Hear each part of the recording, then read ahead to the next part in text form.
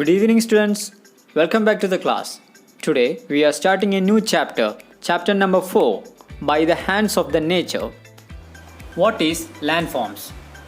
The mountains, valleys, plains, plateaus, waterfall, etc. forms the various landforms on the earth. Do you know most of these landforms have evolved through millions of years? Okay students, let's see what is geomorphic process and geomorphic agents. The process that help in the formation of the landforms are called geomorphic process. Varied landforms are created by the continuous processes carried out by the external agencies like running water, wind, glaciers, sea waves, etc. These external agencies are called geomorphic agents. Okay students, do you know what is meant by geomorphology? Geomorphology is the branch of geography which deals with the study of origin and evolution of landforms. Next, let's see what is erosion and deposition.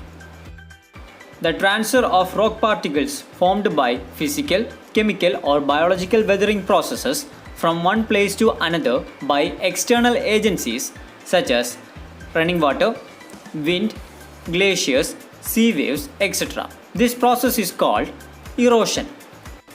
These eroded materials will be deposited in low-lying regions and this process is called deposition. External forces cause both erosion and deposition.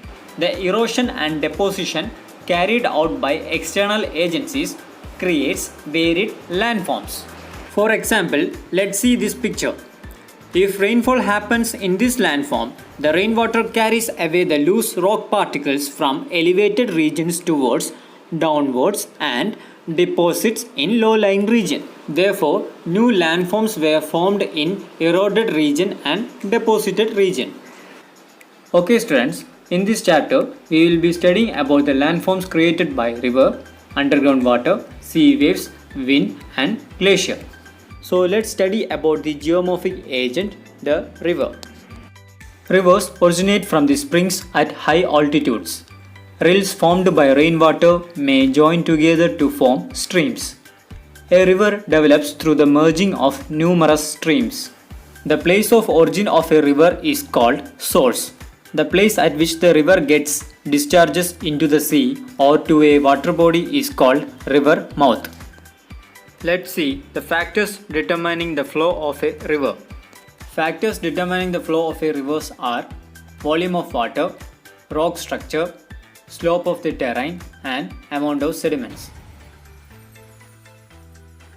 Students, next let's see the characteristics of a river. The course of a river can be divided into three stages based on the difference in slope from its source to mouth. They are upper course, middle course and lower course. Upper course, place of origin of the river. A river flows through steep slopes. Intensity of erosion is very high. No deposition. Landforms such as valley, waterfall, etc. are seen. Next, middle course. Middle course is a stage of the river where it flows through gentle slopes of foothills. Velocity of flow decreases. Intensity of erosion declines and deposition begins. Next, lower course. Lower course is a stage where river flows through the plains. The rate of deposition will be higher due to slow movement of the river. Depositional landforms such as floodplains and deltas are seen here. Okay students, let's summarize today's topic.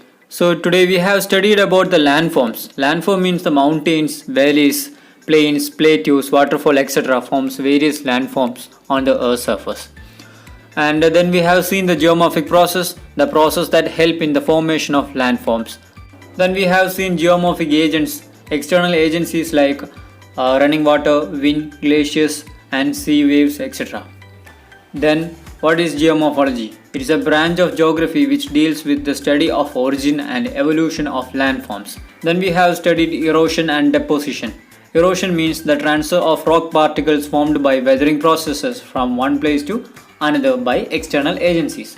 Then deposition means eroded materials will be deposited in low-lying region and form new landforms. Then we have entered into the geomorphic agent river. The place of origin of a river is called source. The place at which the river gets discharges into the sea or to a water body is called river mouth. Then we have seen the factor determining the flow of river. They are volume of water, rock structure, slope of terrain, here terrain means land, and amount of sediments. At last we have seen the characteristics of a river. The course of a river can be divided into three: upper course, middle course and lower course. Okay students, hope you that you have understood all about the topic landforms. Read your textbook thoroughly. If you have any doubt you can ask. So be happy and safe at your home. See you in the next class. Thank you.